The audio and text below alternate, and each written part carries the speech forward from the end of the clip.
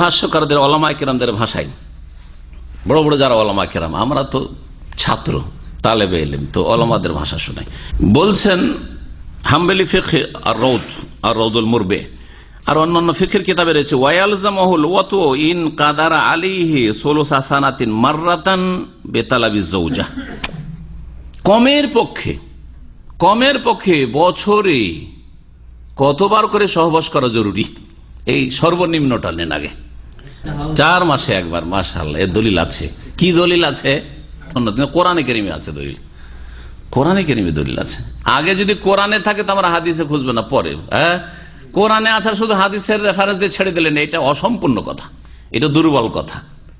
একটা মাসলা কোরআনে কারিমে আছে অথবা রাসূলুল্লাহ সাল্লাল্লাহু আলাইহি ওয়াসাল্লাম হাদিসে আছে, বলছেন ওমর রাদিয়াল্লাহু তাআলা এই কাজ করেছেন, সেই জন্য এটা চলবে না, এটা চলবে না, এটা খোড়া কথা। আল্লাহ পাক রব্বুল ইলার ক্ষেত্রে, অর্থাৎ কোন স্বামী যদি কসম করে যে আমি আমার স্ত্রীর কাছে যাব না, আমার স্ত্রীর কাছে যাব না, স্ত্রীকে হয়তো একটু শাসন করার জন্য অথবা রাগ করি অথবা যে কোনো কারণে আমি স্ত্রীর কাছে যাব না, সর্বঊর্ধ্বে কতদিন যাব না বলে থাকতে পারে?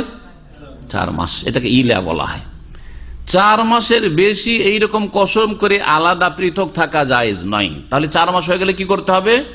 হয় রাখো, তাহলে যাও স্ত্রীকে কাছে নিয়ে আসো, হ্যাঁ, তার সাথে মিলন করো, আর না হলে কি করো? বিদায় করো, অন্য কোথাও তার সুব্যবস্থা সে করে নিক, জি, তাকে ছেড়ে দাও।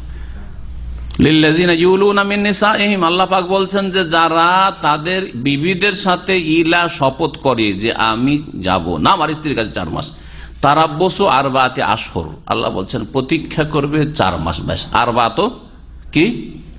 আশহুর, 4 মাস, 4 মাসের বেশি না। 4 মাস পরে আদালতে অথবা কাজীর কাছে, অথবা যে দেশে আদালত মানুষের তৈরি করা ইসলামিক আদালত নেই, কাজীও নেই, মুসলিম রেজিস্টার্ড কাজীও নেই, তাহলে আলেমের কাছে, হ্যাঁ, সমাজের কাছে বিচার চাইবে মহিলা এবং 2-এর 1 করতে বাধ্য করবে। হয় তুমি স্ত্রীকে ফিরিয়ে নিয়ে আসো তোমার ঘরে, আর না হলে তালাক দিয়ে দাও। জি, ফাইন ফাউ ফাইনাল্লাহ গফুরুর রহিম ওয়াইন আযামুত তালাক ফাইনাল্লাহ সামিউন আলিম। আল্লাহ বলছেন হয় ফিরিয়ে নিক, 4 মাস হয়ে যাচ্ছে, ফিরে আসো তাহলে ভালো কথা, আর না হলে ওয়াইন আযামুত তালাক, যদি তালাক দিতে চাই তো আল্লাহ পাক গফুরুর রহিম, ঠিক আছে তালাক দাও। কিন্তু এইভাবে ঝুলিয়ে রাখতে পারবে না 4 মাসের বেশি, 4 মাসের বেশি ঝুলিয়ে রাখতে পারবে না। আপনারা যে 2 বছরের জন্য অনেকে ঝুলিয়ে রাখছেন, কেউ 3 বছর 4 বছর ঝুলিয়ে রাখছেন, ছুটি মালিক দিচ্ছে, বলছে ভাই পয়সা নেই যাওয়ার 4 বছর। আমি এইরকম লোকগুলোকে বকা দিই, কিছু বেশি টাকা নিয়ে যাব সেই জন্য 2 বছরের ছুটি, টিকিটটাকে নষ্ট করছে, মালিক টিকিটের একনিষ্ঠ কোনো পয়সাও দিচ্ছে না, তারপর ও যাবে 3 বছরে, যাবে 4 বছরে, 2 বছরও হয়ে যায়। আর যদি আমাকে সে বলে যে আমি বাড়ি যাই না, কেন বাড়ি যাবো তুমি? মালিক টিকিট দেয় না, বলছে টিকিট দেয়, তারপর যাবে না। আমার কাছে বকা খায়, কারণ এটা শরীয়তি বকা। এরকম জায়েজ নাই যে আপনি বেশি পয়সা নিয়ে যে আপনি ঘর বাড়ি করবেন, জমি কিনবেন, আর এই করবেন সেই করবেন, সেই জন্য আপনি স্ত্রীর হক আদায় করতে এরকম ত্রুটি করছেন না, মোটেই জায়েজ নাই।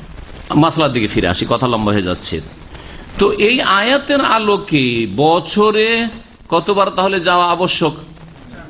হ্যাঁ, 3-4 12, 3 বার। তাই বলছেন যে স্বামীর জন্য সহবাস করা ফরজ যদি শারীরিক শক্তি থাকেন, কাদার আলে শারীরিক শক্তি থাকে, 16 সানাতিন মানে বছরে 3 বার করে, 3 বার করে, 4 বছরকে 3 ভাগ করে, মানে 4 মাস পর পর, মাররাতান একবার, 4 মাসে একবার, বেতালাবি জাওজাতে যদি স্ত্রী তলব করে, ডিমান্ড করে।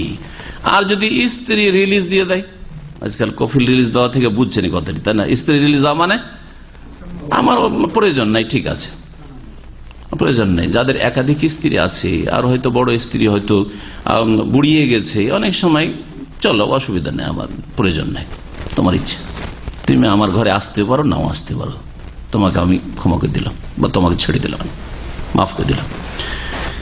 কেন বলছেন? লিআন্নাল্লাহ কাদ্দারা যালিকা ফি আরবাআতি আশহুর ফি হাক্কিল মুলি, যেই ব্যক্তি ইলাকারী তার ক্ষেত্রে আল্লাহ পাক 4 মাস সুনির্ধারণ করেছেন। সুতরাং 4 মাসের মধ্যে, 4 মাসের মধ্যে কমপক্ষে একবার শরীরে শক্তি থাকে, আর স্ত্রী যদি ডিমান্ড করে তাহলে আসতে হবেই। ফাকাযালিকা ফি হাক্কি গায়রিহি, এইরকমই অন্য অন্য ক্ষেত্রে। ওয়াখতারা শেখ, আর তারপরে বলছেন যে পছন্দনীয় মত শেখের কাছে আন্নাল ওয়াত আল ওয়াজিব ইয়াকুন বিকাদরি হাজাতিহা, ফরজ সহবাস হচ্ছে প্রয়োজন মাফিক, যতটা প্রয়োজন হয়। স্বামীর হয়তো প্রয়োজন হচ্ছে সপ্তাহে 2 দিন, 2 দিন হলে যথেষ্ট, তাহলে এটা হচ্ছে ওয়াজিব। এইরকম স্ত্রীর প্রয়োজন তারও খেয়াল লাগবে। ও কুদরাতি এবং বেকাদরে হাজাতিহা, স্ত্রীর প্রয়োজন অনুযায়ী, ও কুদরাতি এর স্বামীর শক্তি অনুযায়ী। তাহলে স্ত্রীর প্রয়োজন আর স্বামীর ক্ষমতা, স্ত্রীর হয়তো প্রয়োজন খুব বেশি কিন্তু স্বামীর ক্ষমতা নেই, তাহলে করবেটা কি? তাহলে দুটোকে মিলিয়ে সহবাস ওয়াজিব হয়। কামায়াত আমহা বিকাদরে হাজাতিহা, স্বামী স্ত্রীকে ভরণ পোষণ দেবে, কতটা দেবে? এই ক্ষেত্রে একই কথায় ওই কথাটি ফিট হবে। বেকাদরে হাজাতিহা, স্ত্রীর বা তার ছেলে মেয়েদের কতটা প্রয়োজন, অকুদরাতি আর স্বামীর কতটা ক্ষমতা। হয়তো স্ত্রীর প্রয়োজন মাসে 10,000 টাকা, কিন্তু স্বামীর বেতন 10,000 জুটাতে পারে না, নিজের খরচ আছে, আরো বাপ মাকে কিছু দিতে হবে। মিলিয়ে দেখা যাচ্ছে যে স্ত্রীর প্রয়োজন যদিও 10,000, কিন্তু আমি 7,000 দিতে পারছি, তো 7,000ই চলতে হবে।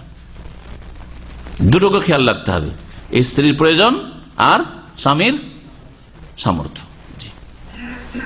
এই দুটো মিলিয়েই যতটা পারে এটা হচ্ছে ওয়াজিব, সহবাসের ক্ষেত্রেও আর ভরণ পোষণের ক্ষেত্রে।